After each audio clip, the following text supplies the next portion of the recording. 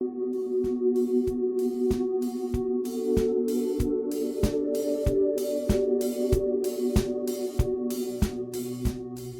everyone, welcome to the Ryan Pyle podcast, and I am your host, Ryan Pyle, coming to you live from Istanbul, Turkey.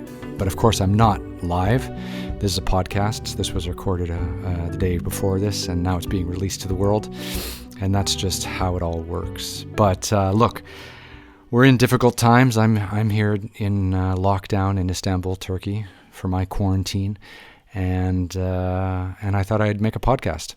And look, I know that this podcast is not going to change the world. The world is in a very difficult place at the moment. I hope all of you out there, your friends and family, are safe and healthy. And I know that right now things are looking a bit bleak, but I wanted to kind of chat with you guys anyways and use this podcast as an opportunity for me to create a bigger dialogue with my friends out there, and also to continue interviewing amazing and inspirational people. And for a lot of you who watch my television shows, whether it's Tough Rides or Extreme Treks or Expedition Asia, I get to meet some of the most amazing people in the world. And when I interview them on television, the interview on television only lasts like 3 minutes, and it's all cut and blah, blah, blah, blah, blah, so fast. But actually, these people that I get to meet are really inspirational for me. And I wanted to have a chance to kind of interview them in long form. And I'm going to talk to artists and travelers and other television and film personalities and actors and whomever else I can get my hands on that I feel you guys would find interesting. And I hope that works for you. So look, some of these podcasts are just going to be me talking about maybe some current events, maybe some things that I feel I need to get off my chest, and other podcasts will be interviews with people I meet along the way. And that's kind of the format I've decided on. And look, you might like this podcast just because you like me and you like listening to me talk and you think I have an interesting and unique perspective on the world. And you might like the podcast because of the guest I'm going to have on it. And both are totally fine. And if you don't like the podcast, you've probably already left by now. So that's where we're at in this world, isn't it? A few more notes from me. This is my first podcast. So this is the first time I've sat in front of the microphone and talked with you guys, my audience. And I respect that relationship a lot. And for you guys to tune in on a weekly basis or monthly basis or however often I can put out these, it's really important. And I don't want to waste your time. Your time is valuable. And I'm going to speak as kind of openly and honest as I can in each one of these. And hopefully, you'll get to learn something about me, and through your feedback and questions, maybe I'll have the chance to reply to some emails and discuss some topics that people bring up on social media or by email, and we can kind of really create a place for us to have a dialogue. And, one of the real reasons that I wanted to have my own podcast, and I didn't want to have some manufactured podcast by some podcast company or something like that, is because I just really want it to be about things I'm interested in. And I didn't want to have an agenda. I didn't want to have a plan. I didn't want to have someone telling me what to do. This podcast is kind of created by me without any creative input from anyone else. And I hope that makes it more interesting for all of you out there who have followed me for many years, I hope. And how am I feeling right now? A little nervous. I'm a little nervous speaking in front of such a large audience of one in my hotel room in Istanbul. But no, I do take this as a responsibility. And it's a huge responsibility to have an audience. It's a huge responsibility to not waste your time and not sensationalize the facts. And, for my very, very first podcast, I am in Istanbul under self-quarantine. And yeah, it's tough. It's really tough. Watching the news every day, watching people suffer, watching our healthcare workers on the front lines, and these brave men and women having to do their jobs. It's it's really intense, and all I can think of doing is talking into a microphone in a hotel room. So, we're all trying to do our part. I'm an entertainer. I'm trying to entertain. I'm trying to be a calm voice in a sea of chaos. And that's maybe my role. That's what I can do. And I'll just keep trying to move forward as best I can on that. How did I get into Istanbul? Well, things have been interesting the last few weeks. I have been filming in Ethiopia, and that was really intense. So look, all of this, we can get into this, but let me just set you up for a little bit later. So later, the guest on this first podcast is actually going to be me. I'm going to interview myself, and I'm going to tell you all about me and who I am. Why am I doing it like that? Well, I'm stuck in a hotel room in Istanbul by myself. So I thought I'd introduce myself to you guys in a more complete way.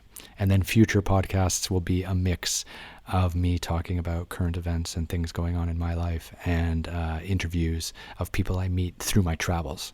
So I have banked a few interviews of people I've met through my travels over the last few months, before all this coronavirus stuff started, and we will start those next week.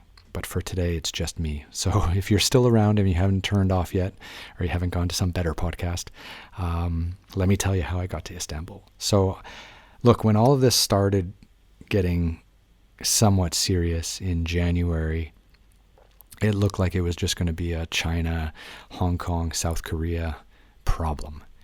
And then obviously things got a lot worse in Europe and Italy. And, I had a lot of work. I had a lot of broadcasters asking me to make television shows. And the way we make television shows is usually I don't have a very fixed schedule from the broadcaster. So I can kind of make the shows as I please when needed. And so we went out and filmed extreme treks in Myanmar. And that's for BBC Earth and Amazon Prime. And, we had a great filming in Myanmar. We transited through Bangkok, and a lot of people were wearing masks, and this was kind of early February. And things were starting to, maybe get a little bit more serious.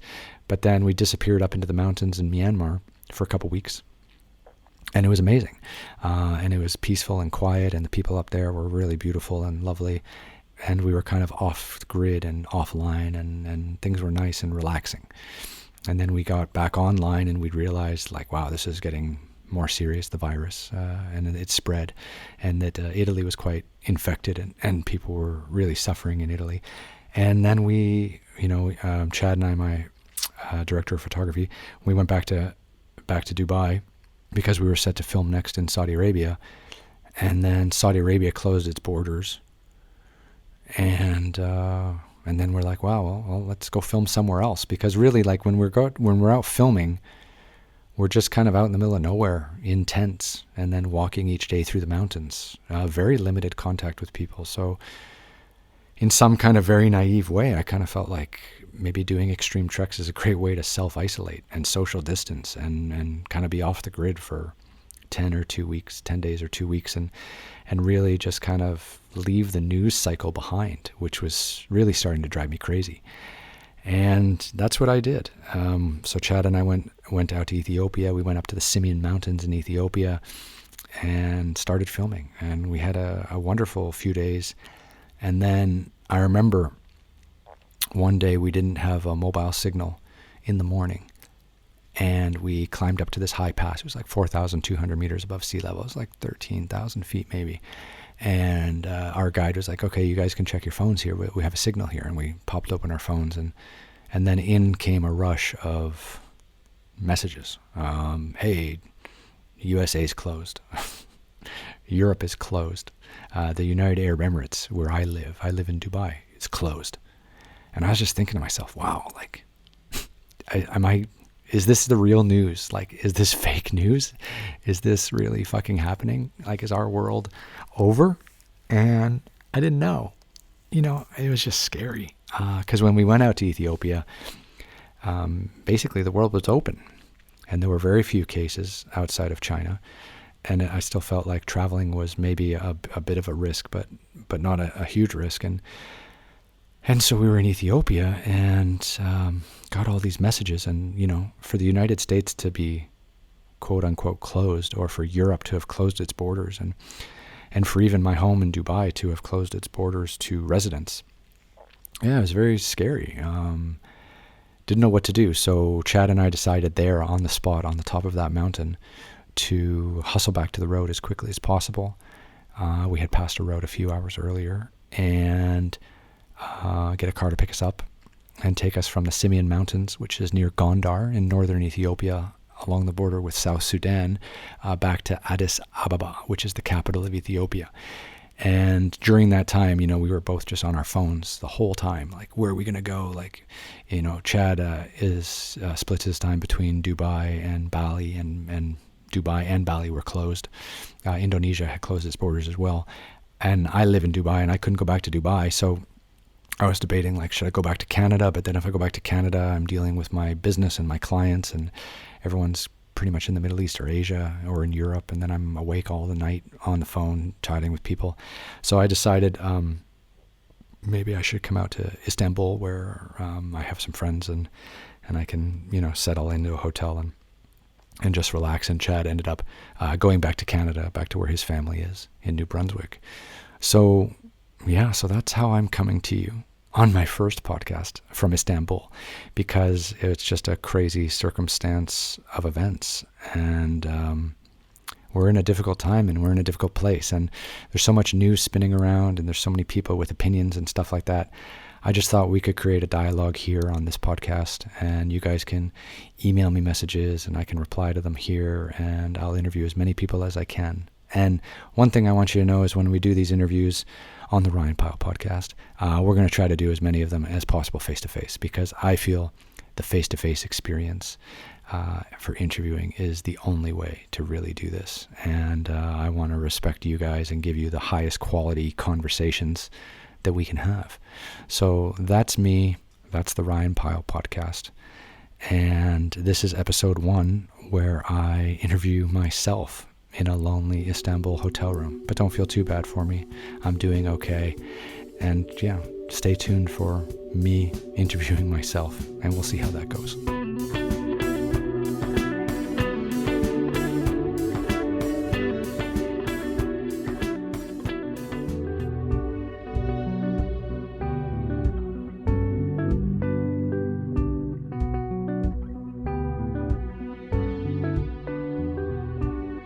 Hello everyone, welcome to my first guest, and that is, of course, myself. I am locked here in isolation in Istanbul, Turkey, without anyone to interview because of social distancing, and I just thought that as my first guest, it should probably be me, and I'm just going to talk to you.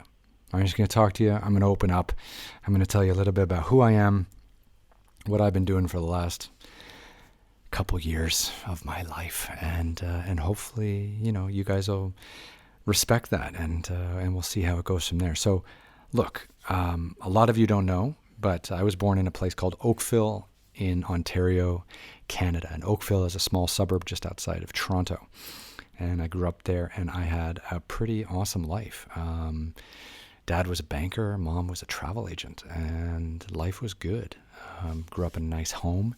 Grew up, in a very nice neighborhood. People were incredibly friendly. Went to a nice school. And then at an early age, we traveled around a little bit. Moved out west to Edmonton and Calgary in Western Canada. And then came back and settled in Oakville again for a second time. So for any of you folks listening out in Oakville, I'm from that neighborhood as well. And then what happened after that? Parents got divorced when I was 8, and I felt like that was happening to a lot of people around my age at that time. That kind of first wave of divorces, I suppose. But my parents got divorced, and my dad moved into the city of Toronto, which is where he worked. And my mom and my brother and I moved out into a suburb of Toronto called Thornhill, and I went to school there for a few more years. Loved it. It was pretty good. As far as divorces go, I think my parents did a really good job with it. I mean, I know I'm speaking to a lot of people out there whose parents might also be divorced and things like that. And it can be traumatic if you're at the wrong age. But I feel like I was 8 and my brother was 5, and my parents got divorced. And I felt like it was a pretty easy transition, actually. I don't know why I felt that. I was 8 years old. I have no idea what I was really thinking. But when I look back on it as not being the worst thing in the world.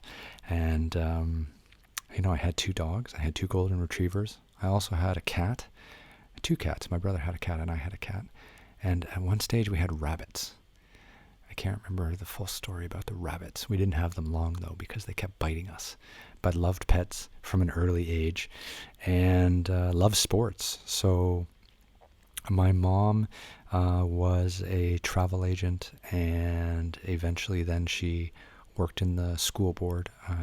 She was a secretary, and my dad was in the banking industry. And my dad had quite a unique path.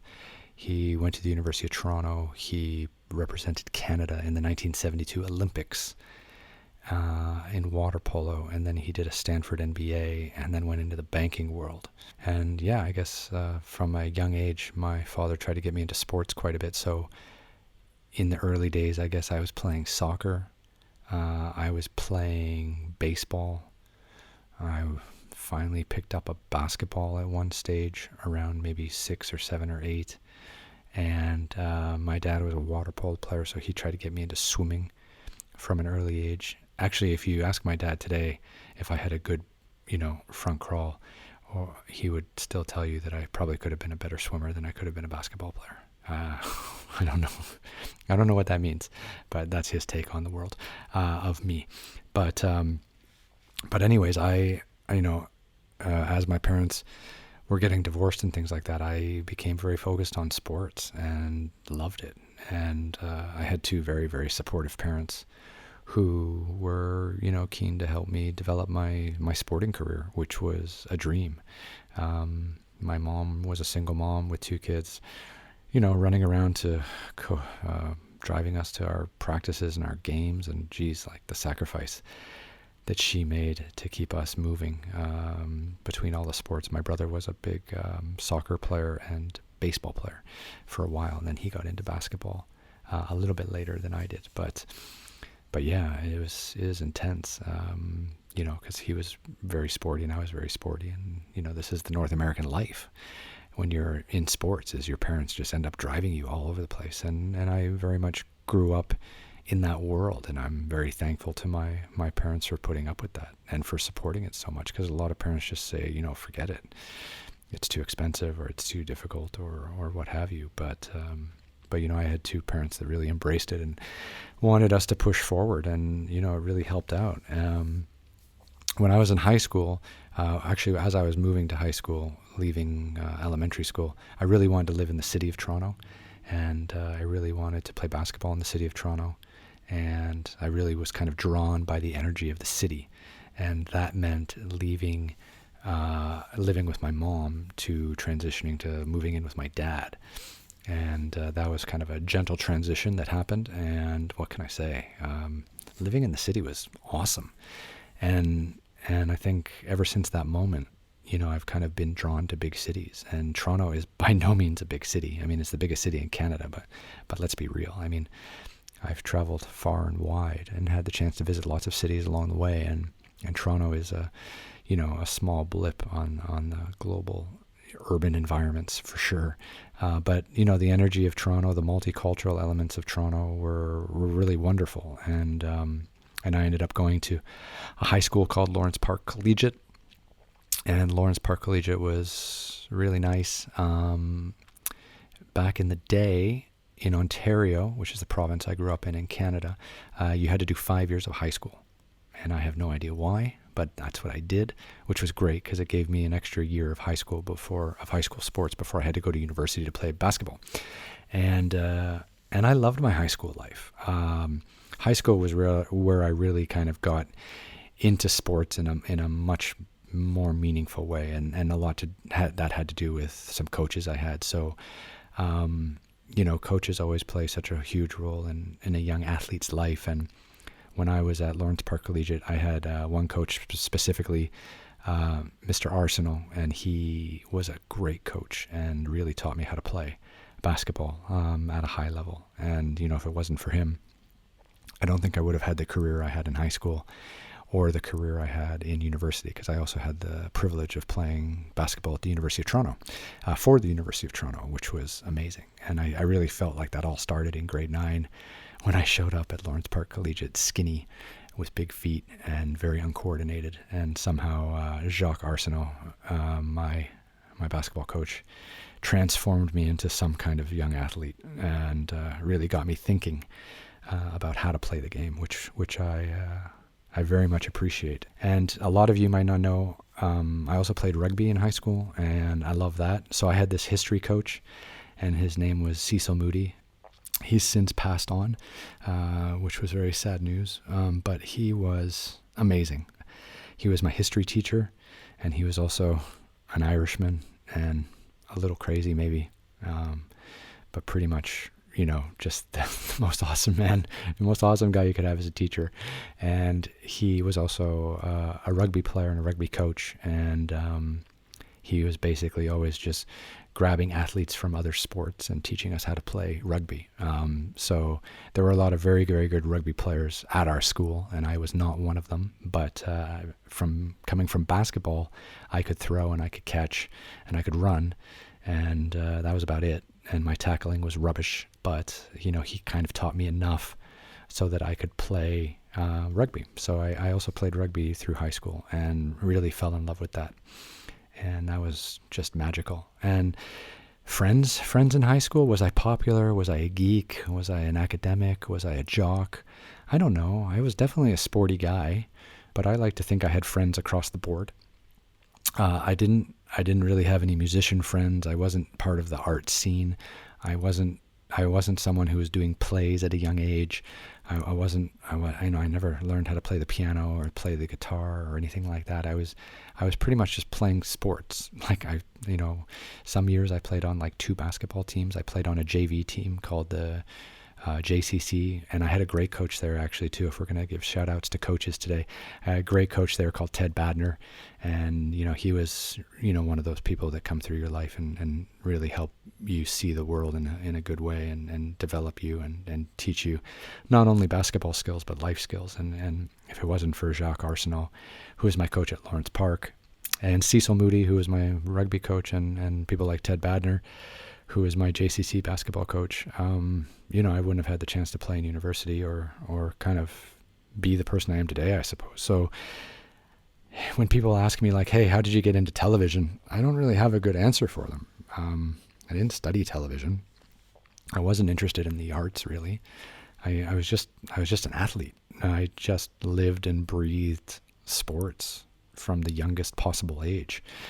And, I had friends across the whole spectrum of high school. I was fairly popular, I guess. I wasn't like the valedictorian, or I wasn't the head of the student council or anything like that. But I was friends with those guys, those men and women, and friendly with all of them. I was pretty much just kind of friendly with anyone. I hope I didn't rub anyone the wrong way in high school. That was definitely not my intention. I wasn't someone who had malice behavior or was trying to hurt anyone's feelings or put anyone down. I was just kind of a happy-go-lucky guy who was just trying to live my own life. And, life in high school was pretty difficult, and spending time with both my mother and my father. And my father remarried when I was in high school to another lovely woman, my stepmother, Cora, who I'm very close with, and she had 2 kids, Andrew and Christopher.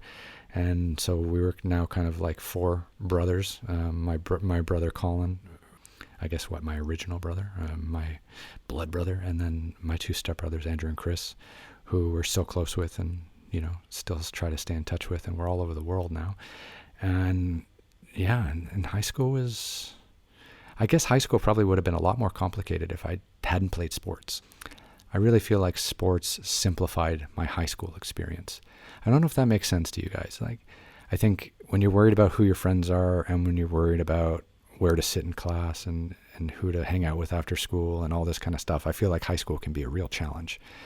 But for me, playing sports just seemed so easy because my friends were on the sports team, and I practiced with them in the morning, and I hung out with them at lunch, and then I practiced with them after school, and I played games with them on the weekends. And you didn't have to think about anything social. And that was kind of easy. And, people, I think, look at athletes in high school and things like that, and maybe they hate them because they think they're better than everyone else. And I just think maybe not. I think we just end up being kind of aloof and kind of, I don't know, just living in our own little worlds. No, not better or worse than anyone else's, but I don't know. I just feel like we kind of grew up a little bit isolated in our little sporting bubble.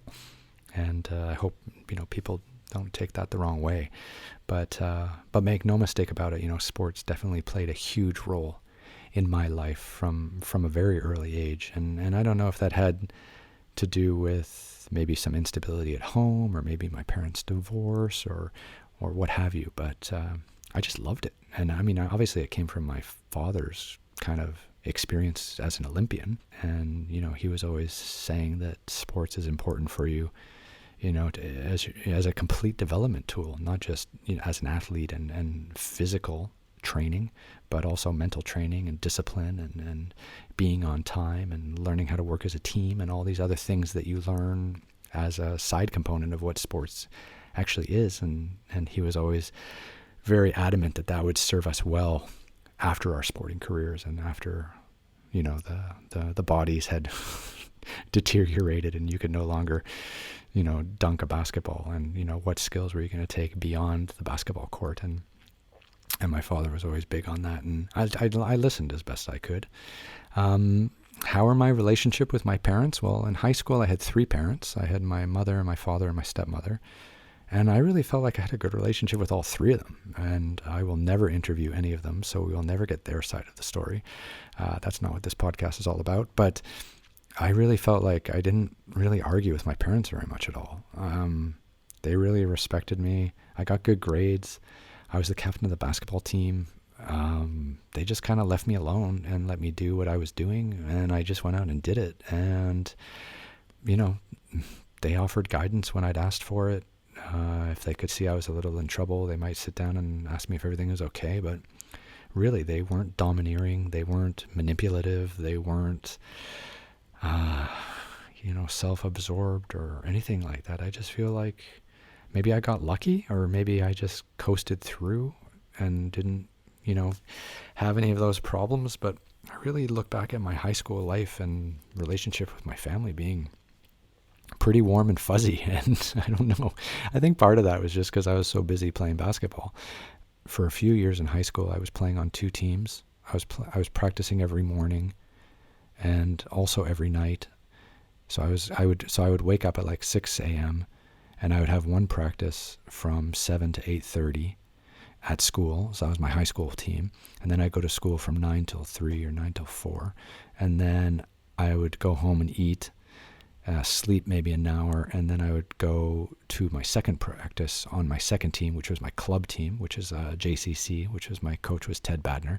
And I would practice with him from like 6 or 7 p.m. until like 9 p.m. And then I would come home at like 10 p.m. just exhausted. And, I would have to somehow like shower and study and get some homework done.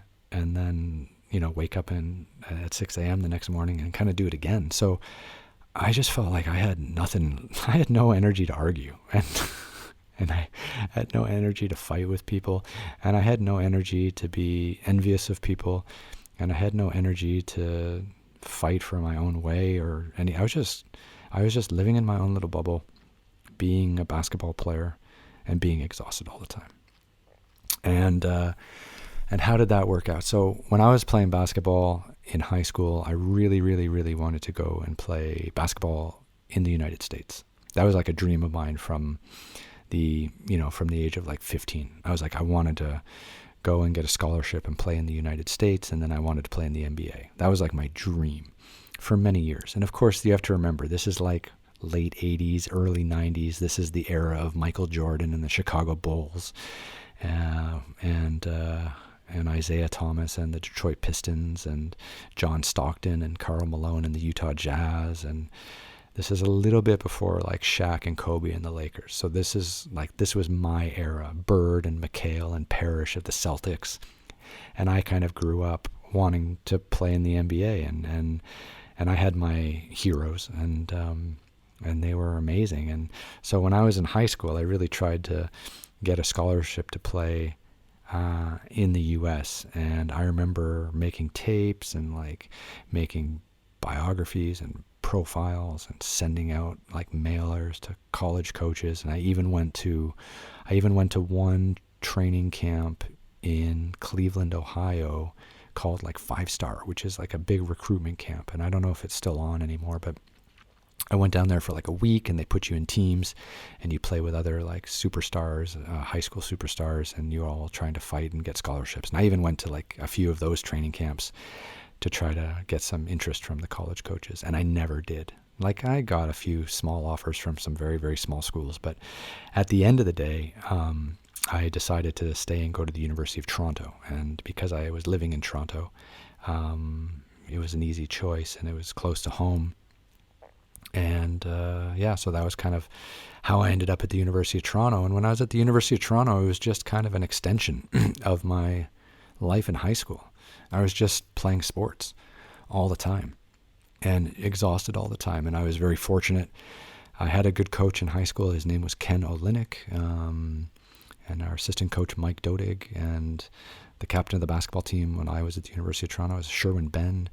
And I had some great friends on those teams: Vidak Kurik, Matt Sturgeon, Joe Heel, Paul Zyla, Louis Pius, Mike Tatum, Chris Skeef. I know I'm forgetting a few, but it was just a great bunch of guys, and we were all kind of misfits in our own way. Tommy Grochmal, Toby Scott, the names are all coming back to me slowly. We used to get together for drinks every now and then, but now it's harder. And when I go back to Toronto, it's everyone has kids and their own lives and things like that, so things just become much more difficult. But if my Varsity Blue friends are out there, please know I think of you guys very often, and always good things, even though we did have some arguments from time to time.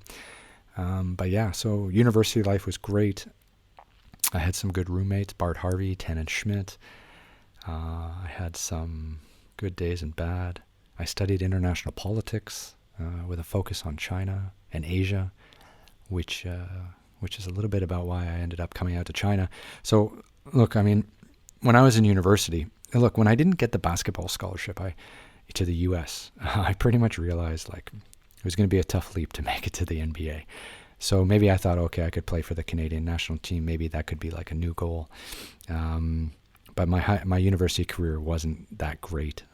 Again, I was a good hustler, and I worked hard, but maybe a little short on talent, and just didn't really have a great university career, and ended up at the end of 4 years realizing that I was done. And that was very sad and very difficult, because as I talk a lot in my speaking engagements and things like that, like when you grow up as a student athlete, you don't really grow up as a very well-rounded person. You grow up in your bubble, and you don't learn about the rest of the world, and you don't learn about other things like playing an instrument or global politics or, global affairs or anything like this. You just play basketball, or you just play your sport.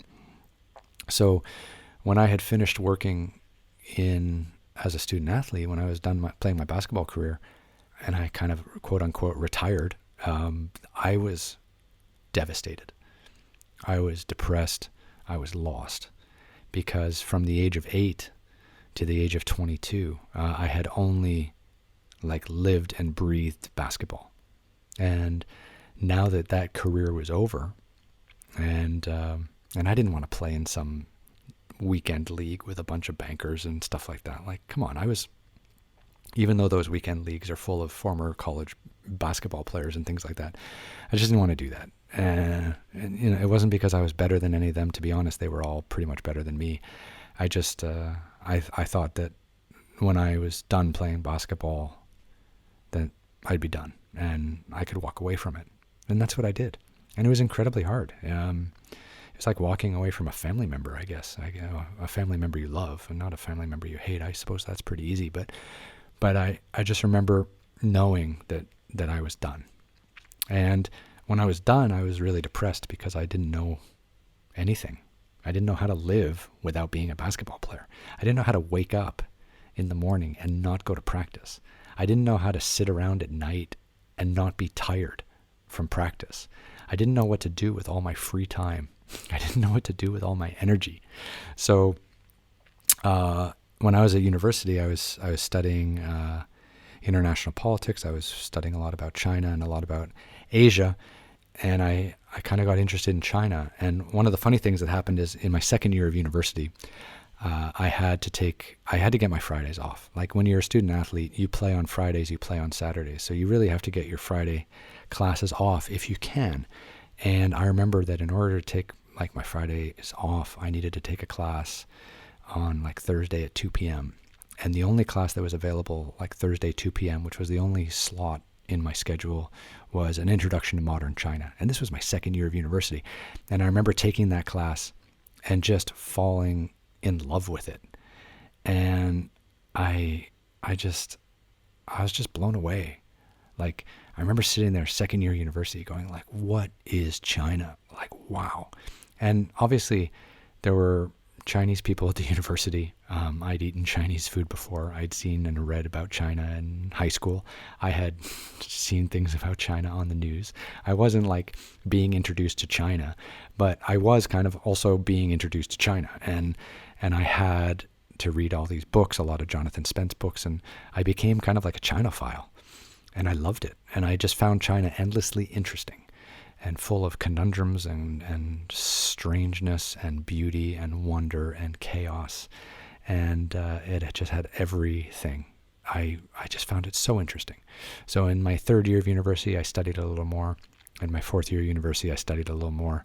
And in my, and then when I graduated university and basketball was done, I thought to myself, well, I'm going to go to China because why not? I'd read so much about it. I'd learned so much about it. I just felt like this was going to be my one chance to go to China. And I just felt like I'd go there for a couple months, backpack around, Lonely Planet in one hand, my backpack in the other. And I'd just travel around and see as much of the country as I could. And then come back to Canada and, just have a quote-unquote normal life, whatever that is. But then in the summer of 2001, so I graduated university May 2001, and I worked at a bank consulting firm, which I will not name, although they were very, very nice people, although it was difficult some days. But I worked for an investment bank consulting firm in Toronto. And then in September 2001, obviously we had the attacks in New York City on the Twin Towers. September 11th. That was 2001. And I went to China like a week after that. Yeah. And my grandfather died in between September 11th, 2001 and me going to China. And I remember driving up with my brother to Ottawa, where my grandfather lived, for his funeral. And that was heavy. That was definitely heavy.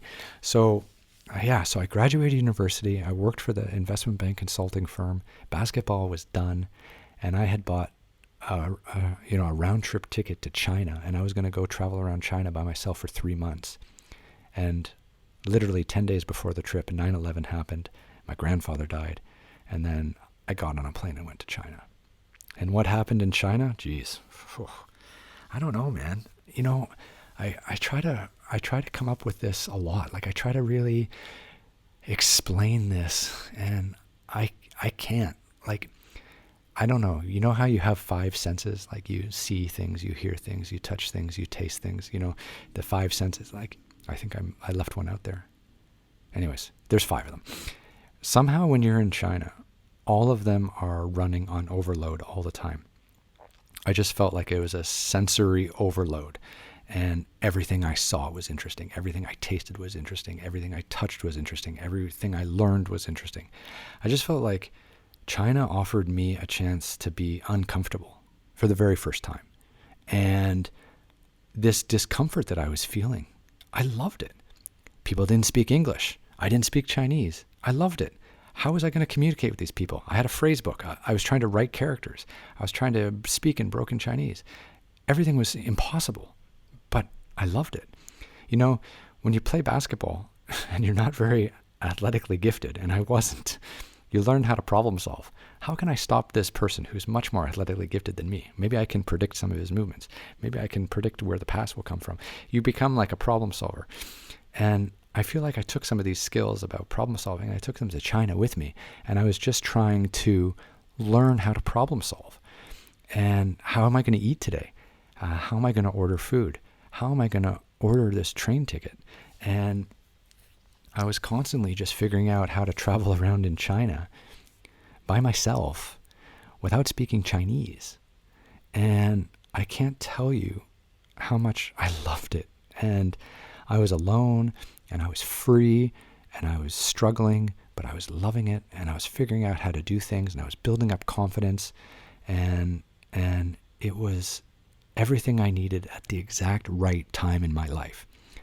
And I can remember I got the cheapest ticket possible. I think I flew, this is 2001, so bear with me. I flew from Toronto to Alaska, Anchorage, Alaska. And then I flew to Taipei, Taiwan. And then I flew to Hong Kong. I swear to God, I got like the cheapest airplane ticket in the world.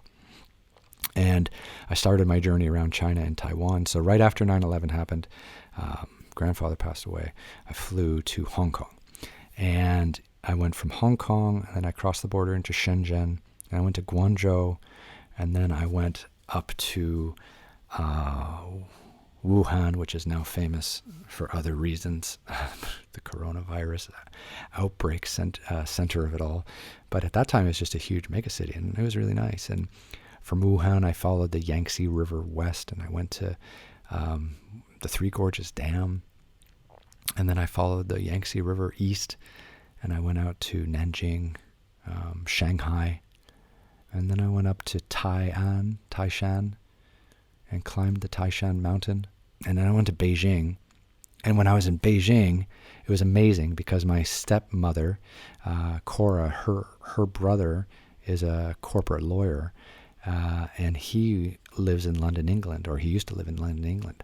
And he was in Beijing at the exact time I went to Beijing, and it was awesome because I was staying in like this piece of shit $10 a night youth hostel in Beijing.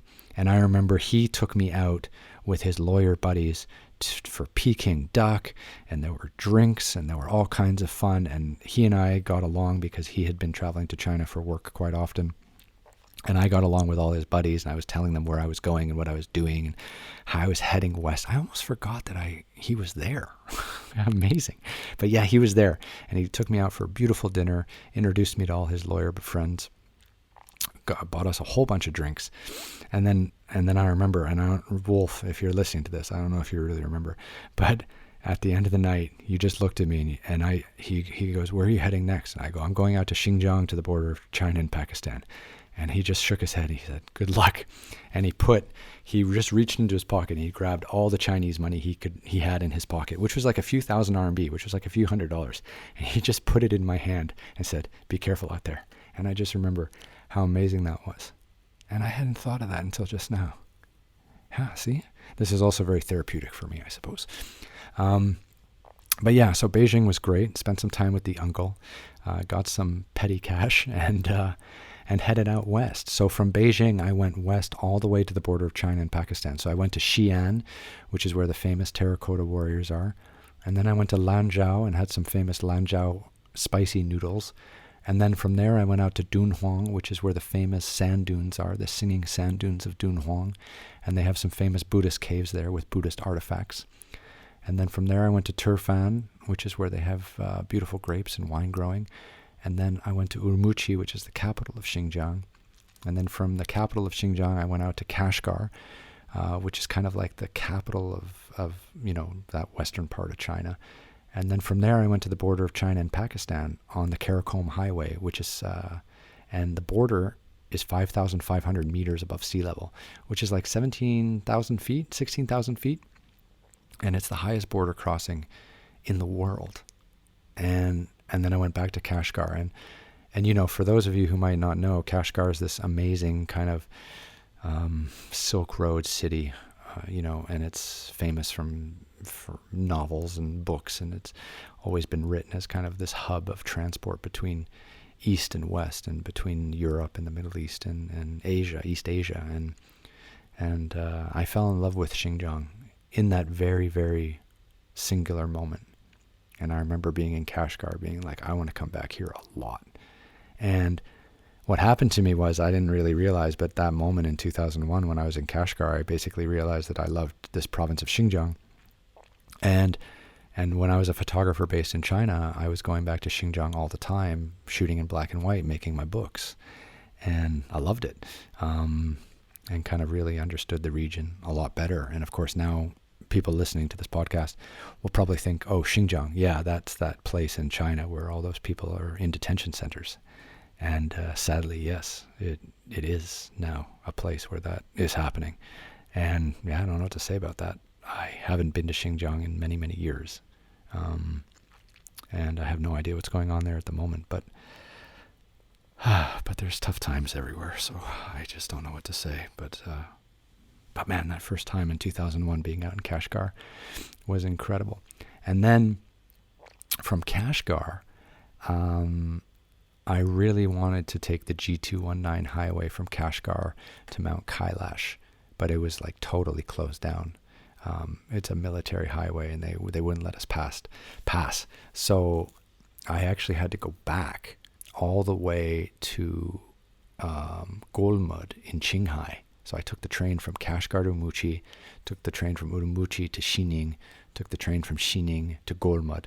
And from Golmud, I had to hitch a ride on the back of a truck.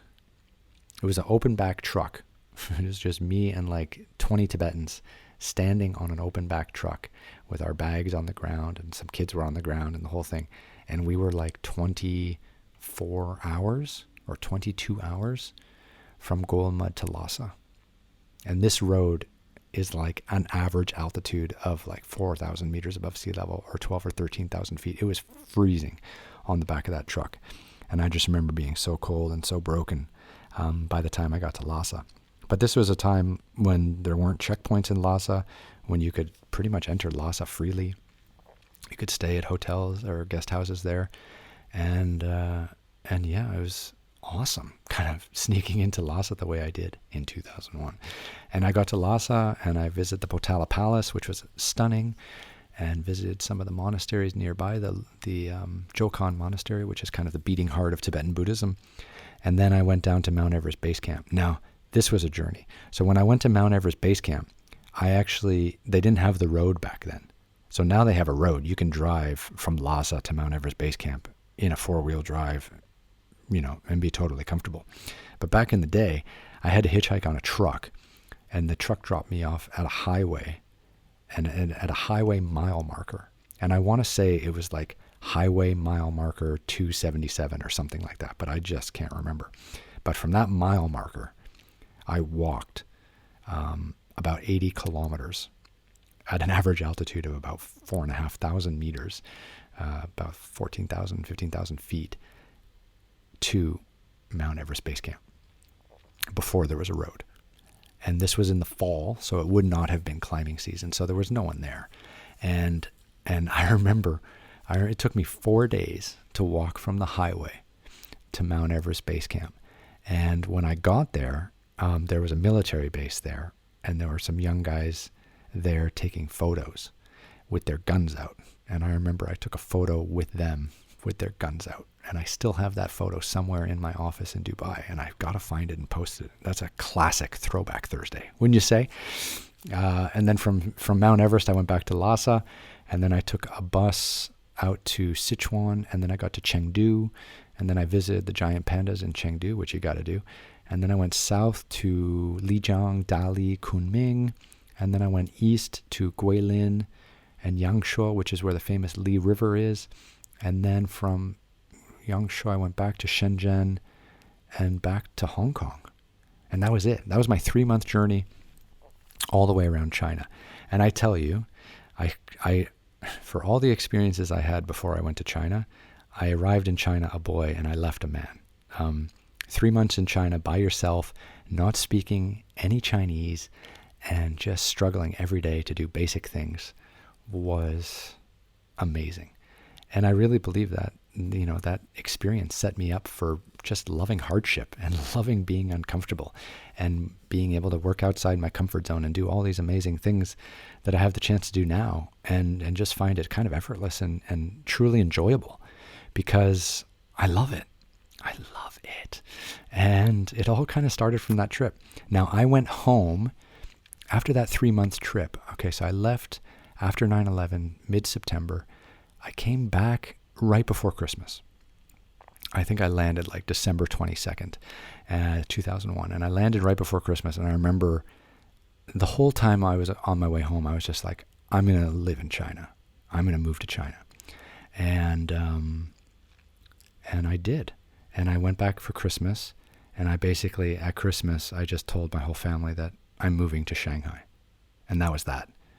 And they were shocked because no one in my family had ever gone to Asia.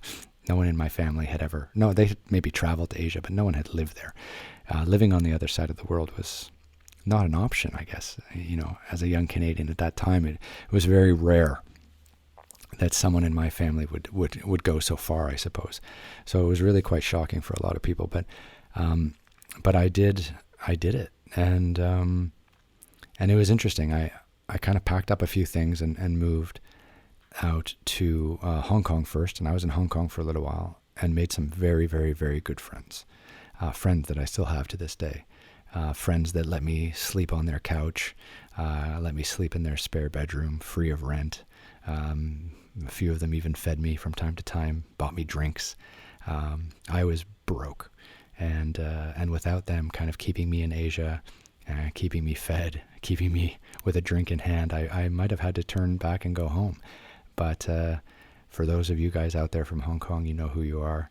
And, they would stand around in Lang Kwai Fong and buy drinks from the bar, and I would run down to the 7-Eleven and buy a big 1-liter bottle of beer and run back up and stand outside with them. And I was just broke. I just remember. And they were lawyers and bankers, and they were working for big multinational corporations, and they had good salaries and good housing packages and all these kinds of things. And I was just coasting off of their generosity. And for that, I'm forever thankful, guys. You guys saved me. But then I decided I needed to leave Hong Kong because I just couldn't get anything kind of going. And I kind of decided on that first trip around China that I wanted to be a storyteller. That was when I first got into storytelling. That was when I first got into documenting. That was when I first got into writing and photography.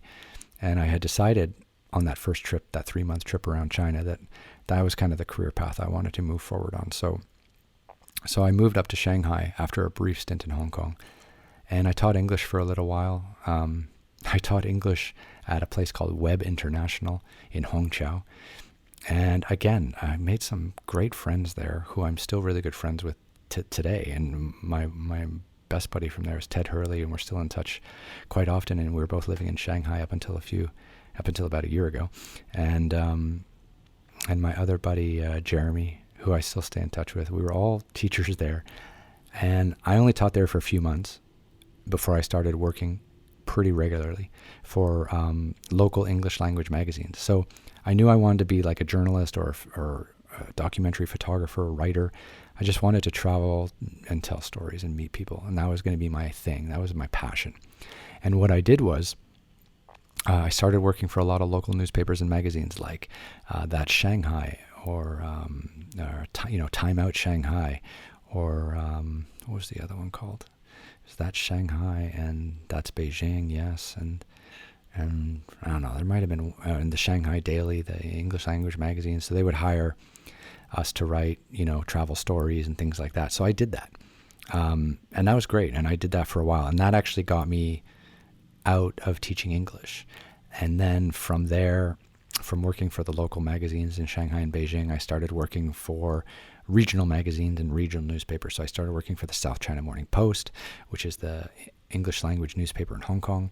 And then I started working for airlines magazines like Cathay Pacific, which is the Hong Kong carrier, Singapore Airlines. I started doing travel photography and writing for their magazines and newspapers, and that got me traveling all around China, and I was going somewhere every week almost. And it was awesome. And then I remember I met Howard French, and Howard French really changed my life in so many ways professionally.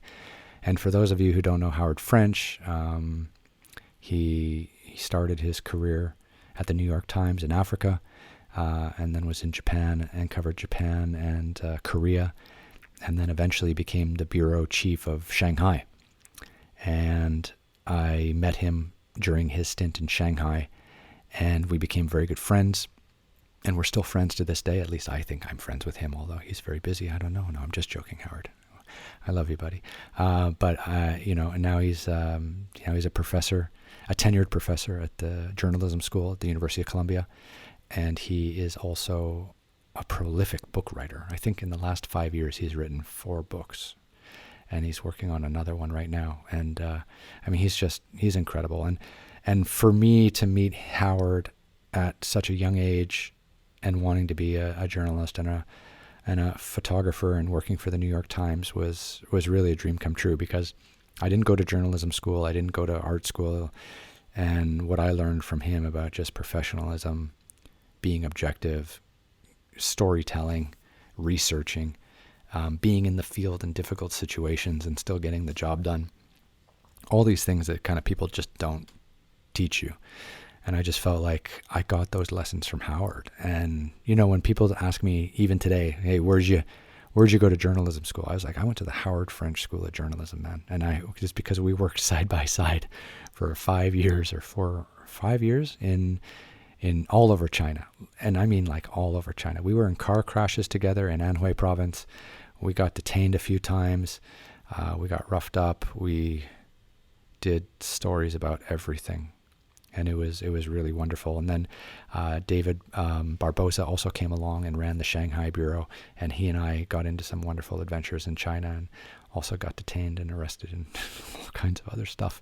And that's just what happens when you travel around in a place like China with the New York Times. So you just get into trouble all the time, and that was kind of the beginning of my professional career as a journalist and as a photographer and a writer. And I worked for the New York Times, Washington Post,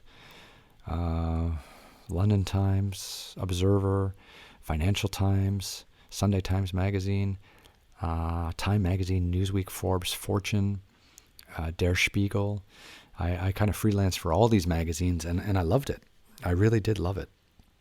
It was such an exciting life, and as I was doing this professional work, I got married and met a lovely woman, and she was incredible, and she had 2 kids, and I helped raise her children from a previous marriage, and we had a very nice life in Shanghai, and everything was kind of very nice and smooth, and work was great, and I was really content.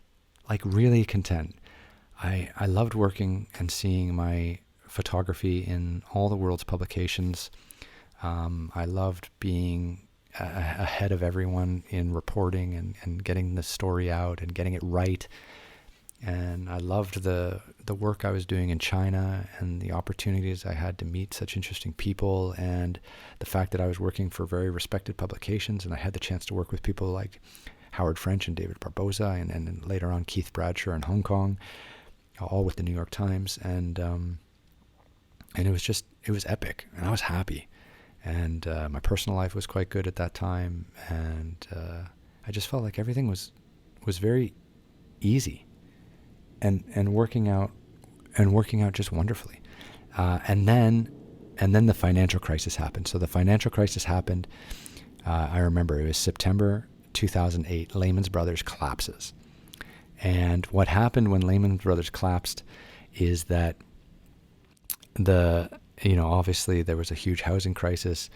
The world almost stopped economically, kind of almost like what we're in at the moment with this COVID-19. And obviously the whole world was thrown into financial turmoil in 2008, 2009. And it also kind of accelerated the crash of print media and publishing. So newspapers that I was working with, like Time Magazine, Newsweek, Forbes, Fortune, New York Times, Washington Post, they all almost went bankrupt. And I always tell this story. Like in 2007, I had something like 70 jobs from the New York Times alone in 1 year. I was working like every week, twice a week. I was working almost every day as a freelance photographer and writer covering China. And then two things happened. One was the Olympics happened in August 2008, and then the financial crisis happened in September 2008. And those two events basically killed all of my work, because after the Olympics, no one was interested in China because everyone was doing the China story before the Olympics. And then the financial crisis happened, and then all my clients basically went out of business.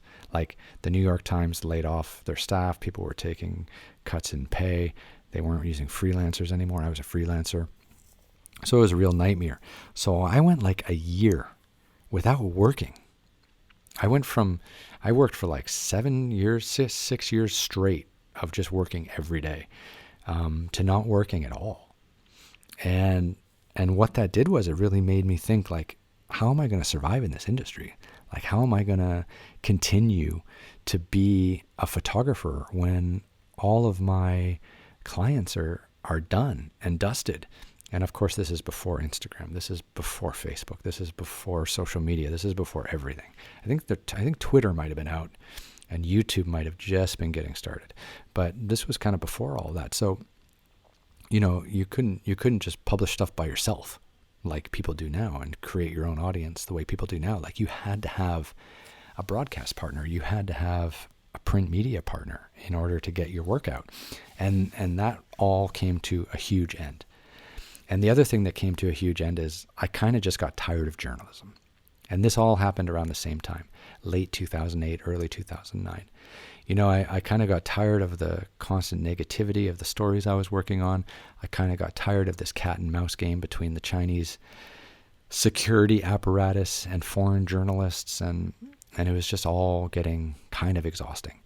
And at this time I was living in Shanghai, and I was still happily married, and things were going quite well. But my whole work and my whole career just fell apart. And I remember just being so devastated by that.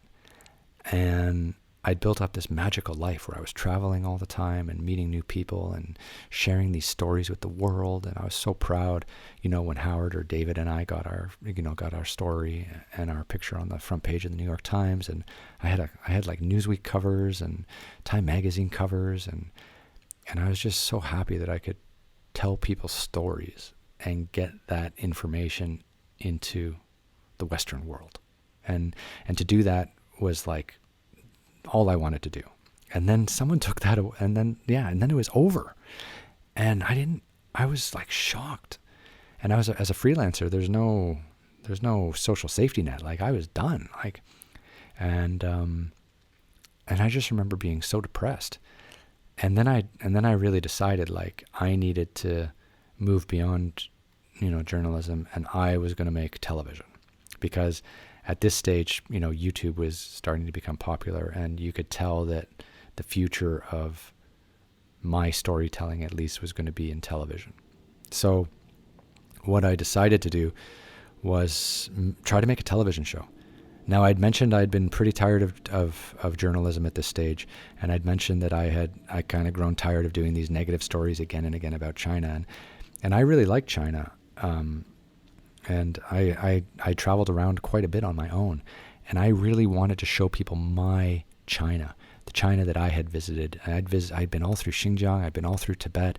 I'd seen more of China than any of the journalists I was working with, and I thought, like, well, they couldn't do stories about that kind of stuff. They had editors, they had deadlines, they had to turn out, certain amounts of stories, and they didn't have the freedom that I had as a freelancer. So I decided that I was going to make my first TV show about China, but I didn't know what I wanted to do. So it was March 2010, and I had gone to New York to visit some of my photography clients, and also to meet my brother. My brother came down to New York to see me as well. And I remember sitting in Central Park thinking with my brother about what I was going to do next. And he and I were having Subway sandwiches, and that's not a paid promotion. And I told him I wanted to make a television show about traveling all around China. And he says, like, hey, let's ride motorcycles. And I was like, yes, let's ride motorcycles. So that day in Central Park, we decided to do what was then called the Middle Kingdom Ride, what's now called Tough Rides China, which was to ride motorcycles all the way around China. Now, it was a funny thing. We both had wives at that stage, so we came up with this idea in March, and we had to kind of green light it with our wives before May. So we gave ourselves like 6 weeks to sell this to our wives. And I remember it's like, did you tell your wife? And I was like, yeah, she didn't take it so well. How did it go with your wife? And he's like, yeah, she didn't take it so well. And it's like, okay, let's just give it a week and then we'll come back and see what happens. So eventually, somehow, by May, we both got our families to agree to this kind of crazy idea. And we put it into action. And I remember I had tried to sell the idea beforehand, and I had gone to like Nat Geo and Discovery Channel and Travel Channel, and all these people had just said no. And then I had gone to all these motorcycle manufacturing companies asking for a free bike and maybe some money and some support, and they had all said no. And luckily I met my good friend of mine, Chad Ingram, and he was a photographer based in Shanghai at the same time. And I said, Chad, like, have you ever used a video camera? And he said no. And I was like, well, you're a great still photographer. He was at the time. He still is a beautiful still photographer. And I asked him, I was like, Chad, like, let's get out and do a TV show, and you'll be my director of photography. And I was like, but I need you to figure out how to use a video camera. And he goes, I'll do it. If you buy it, I'll do it. So I bought a video camera, gave it to Chad. He spent a few weeks figuring out how to use it. My brother and I were getting the bikes. My brother and I were organizing the trip. Our wives still were not very happy, but somehow on I think it was August 17th, 2010, my brother and I, after coming up with the idea in March, in August 2010, my brother and I decided, that was our day one of the Middle Kingdom Ride, which is now called Tough Rides China. And we did 65 days, about 19,000 kilometers all the way around China. We made a 6-episode TV show and set a Guinness World Record for the longest motorcycle trip in one country without backtracking or overlapping. And we basically paid for the entire thing ourselves. Wow. Painful. Yes, I had to swallow after that. And with some help from some friends and some partners, we managed to get it kind of turned into a pretty good TV show. And we managed to get it into Travel Channel. And it was mildly successful. Mildly successful. It was. And Travel Channel asked us to do a one in India. We pitched them India. They said yes. So Colin and I, we got on our first we had to ask our wives again, and they said yes, reluctantly probably. And then we got some Royal Enfields, and we went and did 14,000 kilometers and 54 days around India. And that was Tough Rides India. And those 2 trips were unbelievable, and maybe I'll talk a little bit more about them at some stage. But my brother and I, to do what we were doing at that time together was really special. I had become kind of unemployed because of my photography career, and because all the publishing partners that I had worked with basically almost went bankrupt and stopped hiring freelancers like me. And my brother Colin had actually sold a successful currency business, financial business in Toronto. And he came out and did the motorcycle trip with me in China. And then he took a year off and traveled around the world with his wife, which was amazing. And then he went and did an MBA in London, England, and he relocated to London. And then after his MBA, or before his MBA, or after his MBA, then we went out and did India together. And then after India, India was very hard. India is a wonderful place to visit. Indian people are beautiful. Indian food is one of my favorite cuisines in the world. But India by road is a nightmare. Traveling India on the roads every day with the tuk-tuks and the buses and the cars trying to run you over is exhausting. So my brother really gave up on the television career. And to be honest, like by this stage, we hadn't made any money. Like we did Tough Rides China. We had to pay for the whole thing ourselves. Travel Channel bought it from us, didn't make any money. We went out to do India, got some sponsorship, got a bit of money from Travel Channel, didn't make any money. And he's just like, hey man, I'm living in London, England, and I got a wife, and we might start a family. I need to have a real life. And he kind of retired at that stage, and I respected him for all of that. And I was surprised he stayed along doing this as long as he had. And I love him for it, and we're still in touch all the time and things like that. And he started up a coffee company called Crew Cafe. He had a wonderful son who's now 5 or 4 or 5. And yeah, I mean, he's got his own life, and he lives back in Toronto, Canada now, and he's kicking ass. And I kind of continued with this television dream. And after India, I had got in with Discovery Channel a little bit, so I did a show on Discovery Channel called Shanxi Great Gateway, which was kind of a promotion of Shanxi province in central China, which was my first kind of opportunity to work on a sponsored project like that with Discovery Channel as a host. And I was able to bring Chad with me as my director of photography. And it was okay. I enjoyed it, and I liked working with Discovery Channel, but it was a bit hard because, on the previous productions we had done, I was the director and the producer and the talent and the host, and kind of having to deal with a lot of other people was exhausting for me, and I didn't always see eye to eye with them, and I had so much creative control over my previous projects that I struggled a little bit. And but that was okay. We got the project done, and Discovery Channel were happy, and it aired, and it did well, and people liked me on camera, and the Discovery Channel brand is very good, and I had worked with Travel Channel for my motorcycle shows, so I was working with multiple broadcasters, and things were going pretty well. And then I decided to do Tough Rides again, but this time by myself. So I had done China and India with my brother Colin. And then I decided that I wanted to continue doing Tough Rides because I loved riding motorcycles. So I ended up doing Tough Rides Brazil, which was, again, 60 days and about 14,000 kilometers, 10,000 miles, all the way around Brazil. That was amazing. But I did it by myself, which was a bit of a change, but it was a good lesson for me because I learned how to host a show by myself. I learned how to talk to camera by myself. I learned how to interact with local Brazilian people by myself. And it was hard not having my brother there. And, as emotional support, he was very important for me because on days when I was struggling, he was able to pick me up. And on days he was struggling, I was able to pick him up. And we were a good support system for each other. But, when I went out and did Brazil by myself, I also really liked it. Like, I liked being out there alone, and I liked just being able to stop and chat with as many Brazilian people as I wanted to. And it gave me a kind of a new sense of freedom. And I really liked it. And Tough Rides Brazil, we also worked with BMW and had some BMW partnership there. And that show also went to Travel Channel, and that was a good success.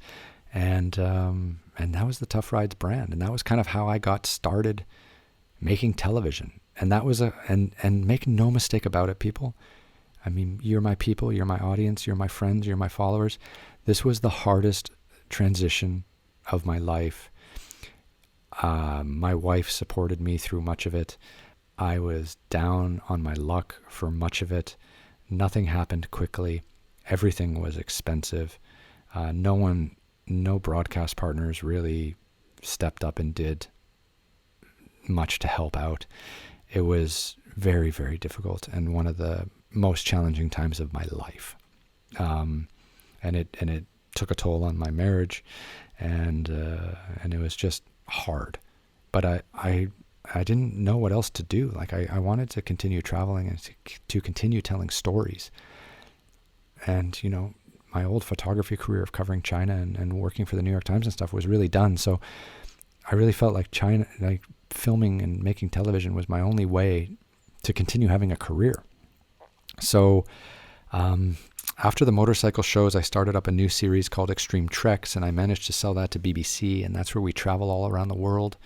We did 3 seasons of that, actually. So Extreme Treks, we did this pilot called Sacred Mountains of China, and that was incredible. We did pilgrimages in Tibet around the holy mountains of Minyakonka, which is in Sichuan, Karwa Karpo, which is in Yunnan, Amni Mei Chen, which is in Shanghai, and Mount Kailash, which is in Tibet. And we did this 4-episode pilot, thinking, okay, how can this work as a trekking show? And it ended up working, and Discovery Channel bought it, which was great. And then I wanted to take the series global, and then we did. And season 2 of Extreme Treks, we went to Tanzania, Morocco, China, the USA, Peru, Nepal, Italy, and Oman. And then we went out and did season 3, which was Russia, Iceland, Laos, Papua New Guinea, Bolivia, Argentina, Jordan, and Uganda. And that was all for BBC Earth. And all those shows are all on Amazon Prime. Some of them are now streaming for free on YouTube, so you guys can check them out if you want. And of course, with Extreme Treks came a much more successful television career. I was traveling around the world. I was working for BBC. The shows were on Amazon in the United States. I was working with corporate partners. It launched a speaking career. It increased my social media following significantly. All of this was kind of all happening.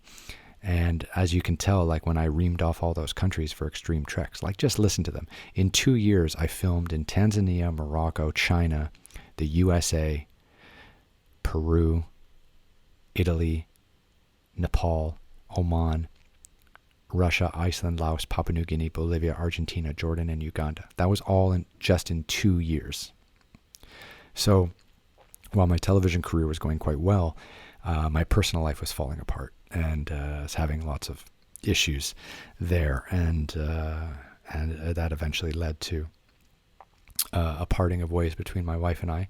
And she's still amazing and very supportive, and was very supportive throughout the whole process, and still a friend today. And surprising how well that somehow all worked out, and very thankful for her and her support. But yeah, it's just I didn't know how to do both, I guess. I don't know if anyone else out there feels like that. Like once your career starts running off to the races, how do you do both? And I never really figured that out. So that kind of all came to an end. And then after that, I got in with Discovery Channel again and did this big series, Expedition Asia, which comes out in May 2020, so next month. And we filmed in the Philippines, China, Indonesia, Malaysia, Mongolia, Taiwan, Kyrgyzstan, Thailand, India, and Hong Kong. And this was all shot in 2019. And it was amazing. It was a great experience collaborating with Discovery Channel and Expedition Asia. It's all about, the best adventure trekking you can do all around Asia. And it was great to work so closely with them. And it was just another notch in the career of being able to travel and make adventure television shows and collaborate with amazing people. And through this whole process of the television career, at least, I've had the chance to work with the same director of photography, Chad Ingram, and it's been a dream. He's an incredible image maker and a great collaborator. And I've worked with other camera operators like Daniel Milton, Max Mueller, and more recently Jesse Rosenberg. And all these people have been, fantastic to work with. And I've worked with great editors, Jack Woon, David Harris, Zach Romeo, and I've got a great producer I work with now, Patrick Briand. And people might watch my TV shows and things like that, but there's a company behind them, and I get to work with all these very talented people, and I might be in charge, but trust me, they're more in charge than I am. I just happen to be at the helm of it all, just trying to keep it together. But incredibly, incredibly talented people. So yeah, I just wrapped up filming Expedition Asia last year, and then this year we were going to get back into doing Extreme Trek Season 4. And as I said, I went to Myanmar, and I went to Ethiopia, and had to cut the Ethiopia one short. And what else happened? I left China. Yeah, that was exciting. I ended up relocating to Dubai, and this was partly because I was just traveling internationally so much. So as you remember with the Extreme Treks, I was just traveling all over the world every month, and felt Dubai would be a very easy place for me to live. And because it's in the middle of it all, and they've got a great airline, Emirates Airlines. So I decided to base myself in Dubai. And as I based myself in Dubai, we were going into this year very positive and very excited about what the year was going to hold for us. And we've been hit by this big coronavirus, and I'm very lucky to say that my team and their families are all healthy and safe. But obviously, it's a virus that's kind of gripping everyone at the moment. And as you know, I did open up, this podcast telling you a little bit about what happened to me in Ethiopia, but it's scary. And as I come to you here, sitting alone in my hotel in Istanbul, I have no idea what the future will hold. So that's me, man. From a Toronto boy who loved basketball to a photographer and writer, freelancer, working for the New York Times, to now television host and producer, based in Dubai, traveling the world, and stuck in a hotel in Istanbul. And really, to this day, that is my story. I don't know what to make of it. I don't know what happens next, but that's me. And I want to thank all of you for listening to my story. And hopefully you're still there and you're still listening along.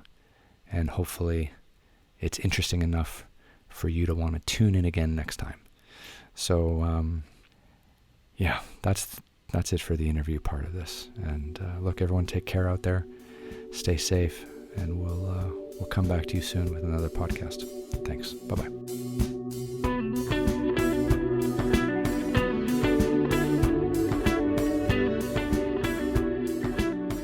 Hey folks, well, that's it for me. That is me self-interviewing myself. How did I do? I've never done that before, but interviewing myself is something that I do from time to time when I do speaking engagements, and some of those stories and some of those narratives and things like that are things that I talk about when I do speaking engagements and things that I talk about when I do interviews with other podcasters or other newspapers or magazines. So I am used to telling those stories again and again. I am familiar with the people in them and the background behind them. And again, if we're going to have any trust here, if you guys are going to tune in on a regular basis, if you guys are going to follow along on this journey called my life, there needs to be authenticity between us. There needs to be a trust, and there needs to be some honesty. And I hope that first interview, lets you know who I am, lets you know where I'm coming from, and lets you know how I really want to move forward. And that's it. So that's my first podcast. So how'd I do? You guys want to rate me? You guys want to follow me a little bit? Look, you can, if you have any comments or any questions about the show, or you want to get in touch with me, you can go to ryanpyle.com and go to studio@ryanpyle.com and leave a message. I might be able to read some on the air next week for any of you who can do that. If you want to find me on social media, Instagram, Twitter, Facebook, it's @RyanPyle, RyanPyle. Of course, my website, www.ryanpyle.com. I've got a ton of content on YouTube, a lot of videos, a lot of teasers, a lot of trailers, and even some full episodes of some of my shows. And on YouTube, I am Ryan J. Pyle. So please subscribe and stay in touch. And also the podcast will be on YouTube as well. I'm going to be doing, hopefully when the world goes back to normal, I'm going to be doing some more filming in various countries. I'm going to be doing a lot more speaking engagements. So I'll also use this as a platform to let you all know what's coming next. But at the moment, next is just me in Istanbul and hopefully reaching out to all of you on a regular basis. So again, my first podcast, I hope I did well. I hope I'm someone that you might want to tune into next week. But I hope everyone is safe. Take care, and we'll be in touch soon. Thank you guys. Bye-bye.